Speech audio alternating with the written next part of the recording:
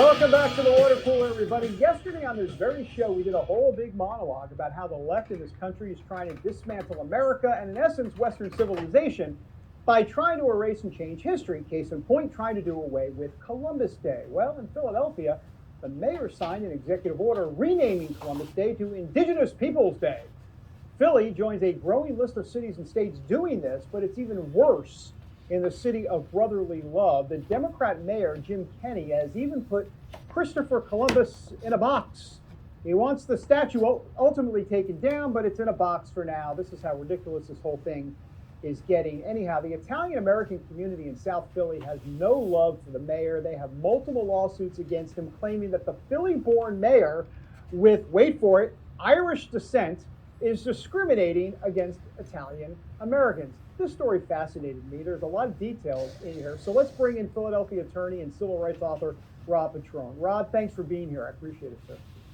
Yes, it's my pleasure. Thank you for having me. Well, look, you're in Philly. You're heavily involved with these lawsuits against the mayor. I understand there are multiple lawsuits here, so I want you to take me through these so we understand what's happening here exactly.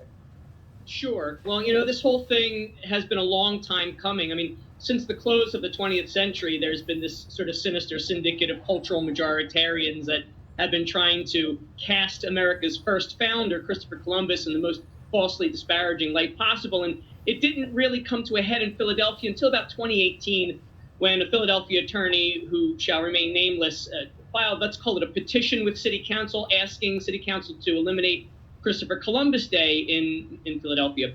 And City Council enlisted me to sort of research the claims that he based the petition on. The usual lies that we hear, that Columbus was a racist, a rapist, a maimer, a murderer, a slave owner, a slave trader, a grifter, and a genocide heir. And it turns out those things are all false when you look at the historical sources. And that, in fact, he was the opposite of those things. He fought against all of those things. But nevertheless, the holiday stayed on the books for a few years after I did that research for City Council, until 2020, when the mayor decided he was going to put the statue of Christopher Columbus in a box, based on the notion that it would provide public safety, because there were rioters that were gathering at the box. And these are the usual radical leftist, postmodernist, neo-Marxist, globalists. And so they showed up on the evening of the Catholic Residents' Sabbath on Sunday, June 14th, 2020, to deface the already fragile, distressed 160-year-old Columbus statue. And so then the mayor decided he was going to solve the problem by boxing it up in what I call a coffin. So later that June, attorney George Bacchetto received an inside tip from a city official that the mayor intended to hire a rigger to move the statue in the middle of the night, a non-union rigger, that is, because the union riggers refused his request. And so under the cloak of night, he tried to take it down, and that's when all of the legislation started. All the litigation started. Attorney Bacchetto filed an emergency petition, and eventually, to make a long story short regarding the statue, the attorney Bacchetto thwarted the mayor's attempts to take it down, but part of the agreement that the court told the parties to come to was that the city would take efforts to protect the statue. So rather than putting the statue in sort of a clear casing to protect it, the mayor petulantly put it in a box so that it's just out of sight. It still stands.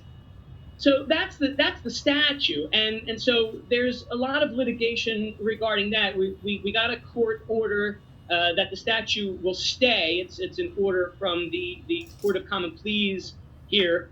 Judge Paula Patrick gave us that order. So the statue for now is going to stay where it is. Judge Patrick also ordered that the box come down. And then she even granted an emergency petition that the box come down on the eve of Christopher Columbus Day, so that the Italian Americans of Philadelphia could have the statue visible during parade. Yes. Let me get into the discrimination aspect of this, because there's a federal lawsuit as well from a civil rights violation. Or explain exactly what that's about, because I've got limited time. I've got to get to that too. Sure. So anyway, the mayor files an appeal, and all of those things at the Court of Common Pleas level are just waiting in the wings. So in the meantime, George Bacchetto files on behalf of the Italian-American residents of Philadelphia and other plaintiffs a civil rights lawsuit in federal court, and that's before Judge C. Darnell Jones. And in that lawsuit, Mr. Vecchietto is alleging a laundry list of discriminatory acts undertaken by the mayor against the Italian American citizens, including the replacement of Columbus Day with Indigenous Peoples Day, this covert demolition under the cloak of night of the statue of Philadelphia's first and only Italian American mayor, Frank Rizzo, the attempt to remove the Columbus statue, characterizations of Italian Americans as vigilantes, the removal of a public servant, Captain Lou Campione of the Philadelphia Police Department, from the Italian neighborhood. But the most critical one, and I want to make sure to get to this, most egregiously omitting from the list of COVID vaccine eligible neighborhoods the Italian American neighborhood of South Philadelphia, despite its high geriatric population. Yeah, so you mentioned South Philly. It is a very segregated area ever since FDR, and we know about the Italian Americans and the Irish there. What is that? Explain South Philly to us a little bit. What's that tension been like? I mean, between the Irish and Italian American communities throughout the decades, throughout the when I was growing up in the 1970s, there was a lot of ethnic tension between the Italians and the Irish, between the African Americans and the Caucasians.